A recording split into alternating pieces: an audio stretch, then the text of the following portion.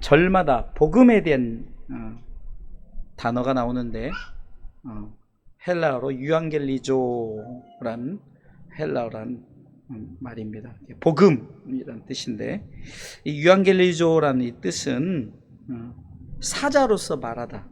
그러니까 어떤 좀 우리가 흔히 말하는 주의 사자 아니면 천사 이런 식으로 저들이 말하다, 행동하다, 또 좋은 소식을 가져오다, 좋은 소식을 선포하다, 약속하다, 알리다, 전하다 이런 뜻이다. 한마디로 복음은 예수 그리스도 곧 말씀의 큰 기쁨의 좋은 소식입니다. 누가복음 2장 10절 말씀에 보면 예수님이 이 땅에 오심에 천사가 목자들에게, 곧 목자는 세상에 있는 많은 사람들을 대표하지 않습니까?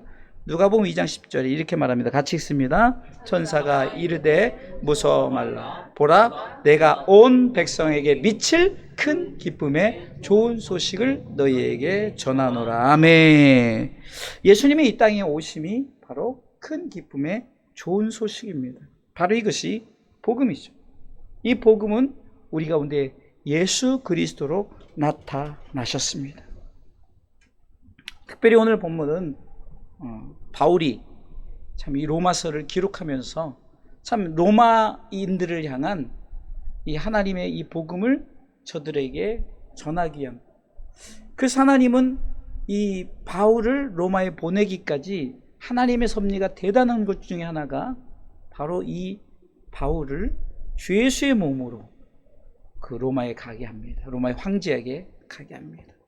그냥 가는 것이 아니라 그 전에도 이 바울을 죽이려고 하는 많은 유대인들과 어떤 시기하고 질투하는 자들 때문에 호위병들을 수백 명을 한 사람을 데리고 로마에까지, 그리고 여러 가지 유라굴로 광풍도 만나고 멜리더 섬의 어떤 하나님의 역사를 경험하고, 어찌됐든 이 바울은 한마디로 이 복음, 주의 사자로서 하나님의 종으로서 그는 이 복음을 전하려고, 특별히 오늘 로마서는 로마인들을 향한 거잖아요. 곧 믿지 않는 영혼들을 향한 이 예수님에 대한 큰 기쁨의 좋은 소식을 가지고 바로 갈망하는 마음을 표현한 말씀이 오늘 본문의 말씀입니다. 자, 그러면 본론으로 들어가서 아이도 있고 그러니까, 자, 유앙겔리조 복음이라는 것은 본문을 저는 이제 복음에 대한 설교를 하는 것이 아니라 본문에서 복음을 어떻게 얘기하느냐 같이, 첫 번째는 자 따라서 하십시오. 반드시 복음을 전해야 합니다. 자, 오늘 1장 15절 한번 볼까요? 같이 읽습니다.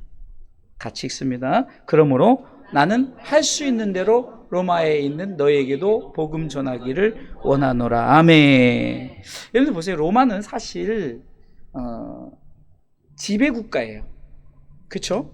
유대는 그 로마의 지배를 받는 나라예요. 어떻게 보면 우리가 흔히 일제 통치하에 있을 때 참 일본 사람들을 얼마나 배우고, 지금도 참 그 시대를 살았던 사람들은 일본 사람들을 되게 싫어합니다. 사실 일본 사람들보다 그 옛날 사람들이 더 싫어하는 사람은 바로 북한인데, 북한의 김일성, 그 당시 김일성이죠. 북한의 만행은 정말로 잔인하기 때문에, 그럼에도 불구하고 마치 이 말씀을 조금 바꿔서 하면, 그러므로 나는 할 수 있는데도 북한에 있는 너에게도 복음 전하기를 원하노라.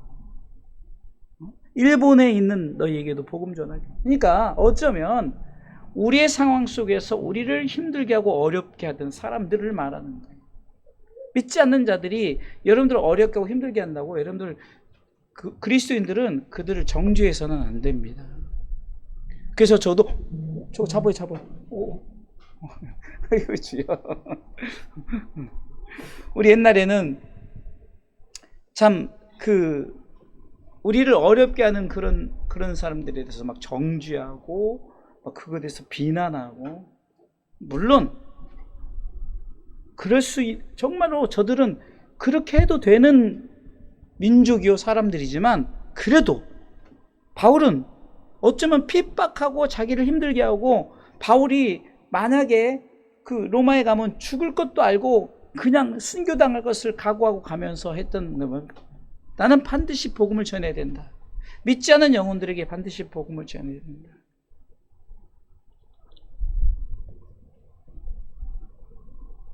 우리가 흔히 좋은 곳은 알려야 됩니다.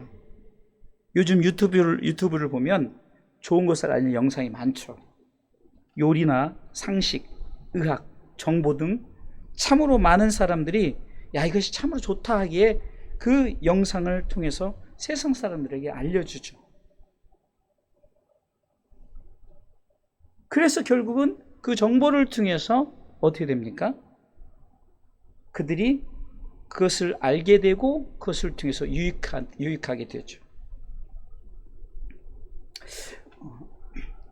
우리가 요즘에 참으로 유행하는 것 중에 하나가 이렇게 배달하는 이 배달 일이죠. 근데 처음에 이 배달 일도 제가 언뜻 생각하는 거 보니까 옛날에 무슨 드라마에서 무슨 배달 드라마가 나왔던 것 같아요.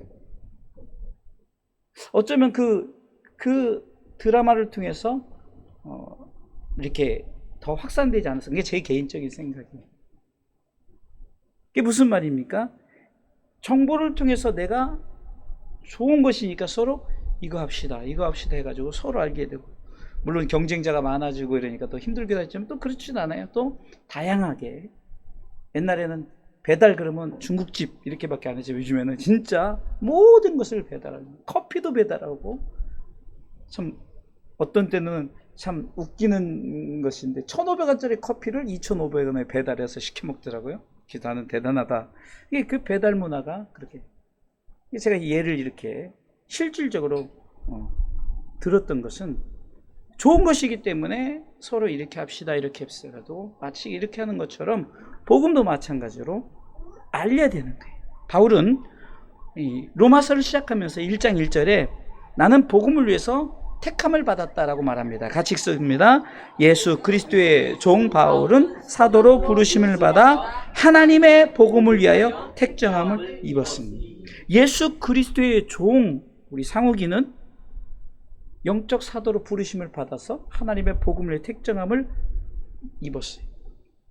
제가 우리 아이 예를 들었죠. 그런데 이 상욱이가 나는 복음의 빚진 자라고 14절에 고백합니다. 같이 읽어보겠습니다.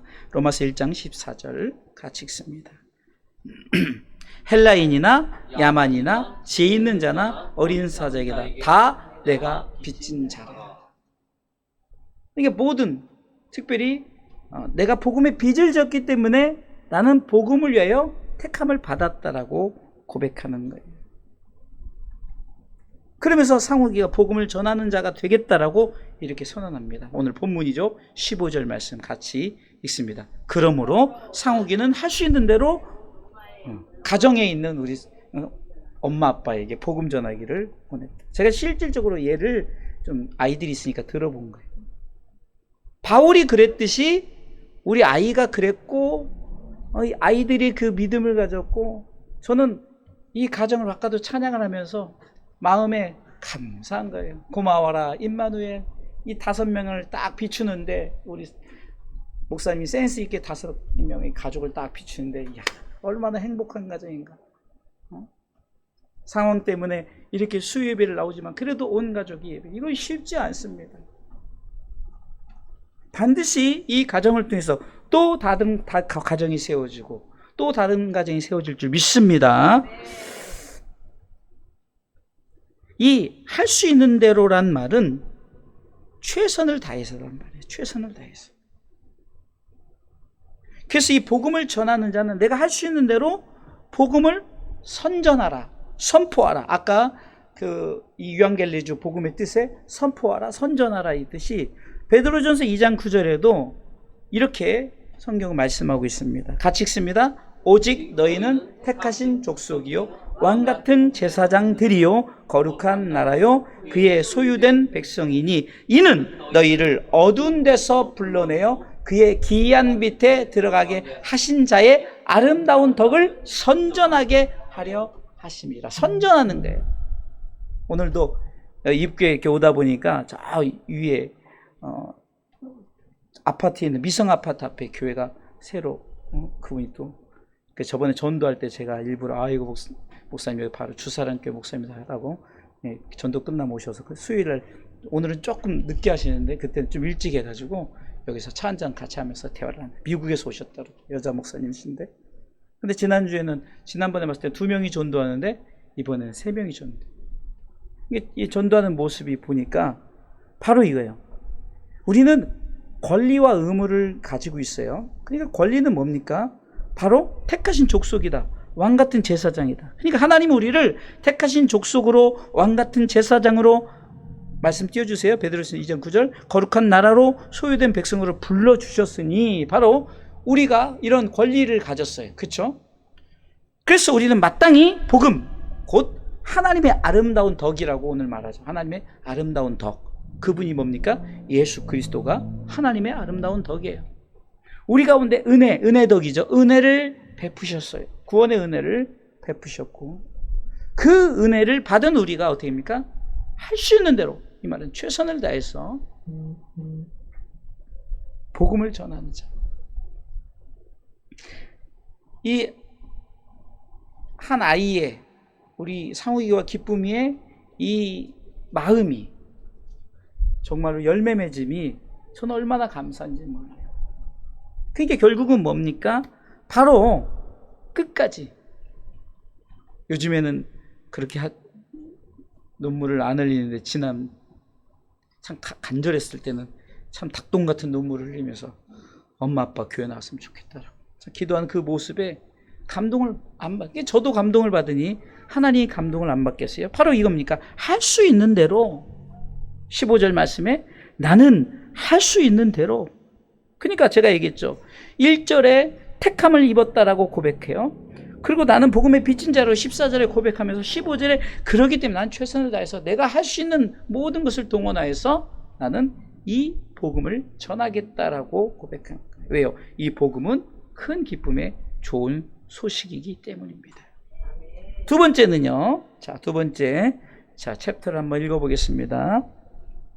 유한겔리죠. 복음 읽습니다. 두 번째 복음을 부끄러워하지 말아야 합니다. 참 복음을 창피하다.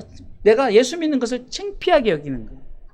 16절 말씀에 이렇게 시작하죠. 내가 복음을 부끄러워하지 아니하노니.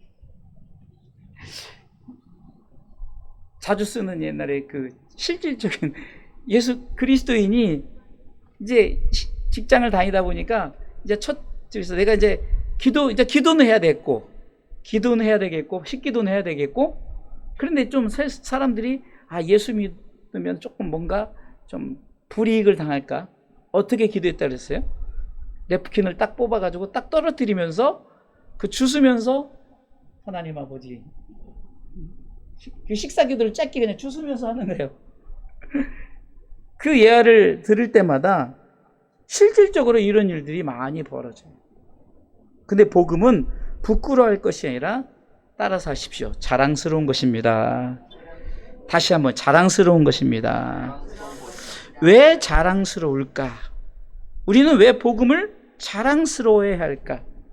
이 복음은 바로 우리에게 하나님이 우리를 구원하셔서 하나님의 나라에 들이시고자 하는 그 뜻이 담겨져 있기 때문입니다. 그래서 우리는 이 복음을 받아들일 때 예수 그리스도가 복음이라 그랬잖아요. 예수 그리스도를 시인해야 돼요. 예수님께서 말씀하십니다. 마태복음 10장 32절로 33절에 이런 말씀을 하고 있어요. 누구든지 사람 앞에서 나를 시인하며, 그러니까 예수님이 나를 시인하며, 그러니까 나를 자랑스러워하며, 나를 부끄러워하지 아니하며, 하늘에 계신 하나님 아버지도 너를 부끄러워하지 않을 거다. 근데 33절에 이렇게 읽습니다. 누구든지 사람 앞에서 나를 부인하면 나도 하늘에 계신 내 아버지 앞에서 저를 부인해. 그러니까 네가 나를 부끄러워하면 나도 하나님 앞에 잃는다는 거예요. 하나님 앞에 잃어서 너도 부끄러움을 당하게 하리라. 이런 말씀이에요. 그렇습니다. 우리는 그래요. 복음을 시인하지 않고 복음을 부끄러워하는 거예요. 복음을 부끄러워하니까 어떤 일이 벌어집니까? 자꾸 내가 예수 믿는 것을 어떻게 합니까? 창피하게 여긴다는 거예요. 복음은 절대 창피한 것이 아닙니다. 복음을 자랑스러워해야 돼요. 예수 믿는 것을 자랑스러워해야 돼요. 물론 불이익을 당해. 저도 항상 어딜 가면 일부러 조금 주변 사람들은 하도 당하니까 목사님 목사라고 하지 마. 목사라고 하지 마. 그러면 자꾸 나중에 자꾸 문제를 만나면 뭐도 못해 그랬어요. 근데 처음에는 안 하려고 했는데 자꾸 내가 이거 뭔가 싶어서 시인을 합니다. 여기 제가 오늘도 참 시원한 곳에서 이 음악을 들으면서 찬양을 들으면서 설교 준비를 하는데 거기도 가서 밝혔어요. 제가 여기에 바로 옆에 목사님 앞에 여기 식당이 새로 생겼죠. 가서 식사하면서도 바로 제가 주사랑교회 목사님 이게 또 알더라고요. 근데 내가 사람들이 어떻게 알아요? 근데 제가 모른 척 아닌 척 하는 것도 웃기잖아요. 복음이 마찬가지예요. 여러분들 가정 속에서도 내 아내를 내 자녀를 못났다고 해서 좀 장애가 있다고 해서 부끄러워하고 그를 가정의 일원으로서 시인하지 않는다면은 얼마나 그것 또한 참 부끄러운 행동입니까? 복음은 바로 시인을 해요. 이 복음의 시작, 내가 믿음을 갖는 것도 로마서 10장 9절은 말하죠. 내가 입으로 시인하는 거예요. 나 예수 믿습니다. 그게 복음 전하는 거예요. 그러니까 행동도 조심할 것이요. 읽어보겠습니다. 내가 만일 내 입으로 예수를 주로 시인하며 또 하나님께서 그를 죽은 자 가운데서 살리신 것을 네 마음에 믿으면 구원을 얻으리니라 구체적으로 말씀합니다. 입으로 시인하십시오. 복음은 시인하는 겁니다. 바울은 계속해서 말합니다. 왜 복음을 자랑스러워해야 합니까? 라고 말하죠. 오늘 16절 다시 한번 읽어보겠습니다. 같이 아이들과 같은 음성으로 같이 읽습니다. 내가 복음을 부끄러워하지 아니하노니 이 복음은 모든 믿는 자에게 구원을 주시는 하나님의 능력이 됨이라. 여기까지. 자, 보세요. 둘째 줄에 보면 이 복음은 뭐라고요? 모든 믿는 자에게 구원을 주시는 하나님의 능력이기 때문인 거예요. 왜 부끄러워하지 않아야 된다고요? 여러분들 이것이 바로 천국 가는 길이기 때문에 이 메시지가 바로 믿는 자에게 구원을 주셔서 하나님 나라의 백성 되게 함이기 때문이라는 거예요. 믿습니까? 예수 그리스도를 믿음으로 말미암아 우리에게 구원이라는 가장 큰 축복을 주신다는 사실을 믿으시기 바랍니다. 우리는 세상의 축복 그러면은 가장 우리에게 근접한 물질을 또 건강, 환경 속에 어떤 넉넉함 그러면 그렇지 않은 환경 속에서는 그러면 그것이 복음이 아닙니까? 그렇기 때문에 하나님은 공평하신 하나님이 그런 것에 축복이라고 하지 않는 거예요. 신명기 33장 29절 말씀처럼 이스라엘이여 너는 축복받은 사람이로다 God bless you 인사할 수 있는 것은 바로 그것입니다.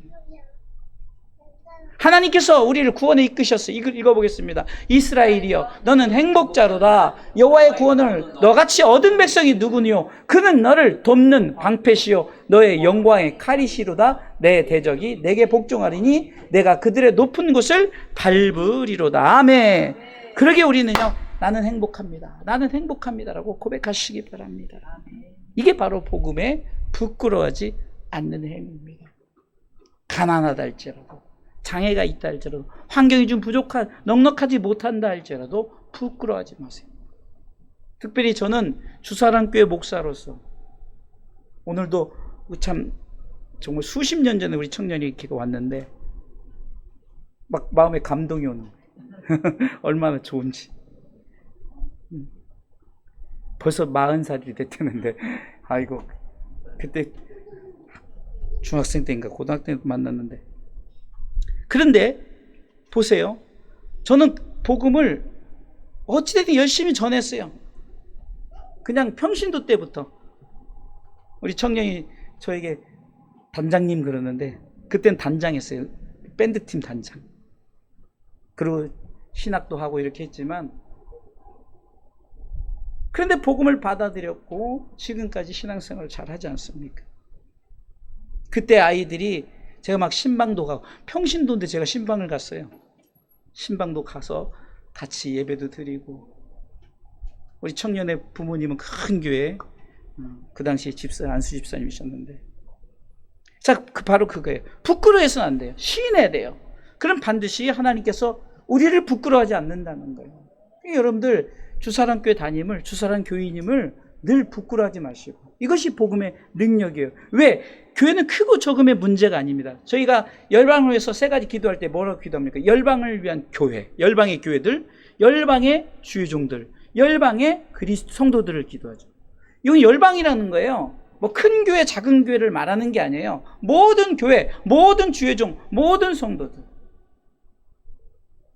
이 작은 교회가 얼마나 큰 꿈을 갖고 기도합니까? 기도는 아주 한마디 작지만, 그러나 그 기도의 그 내용을 보면 모든 교회, 모든 종, 모든 성도들이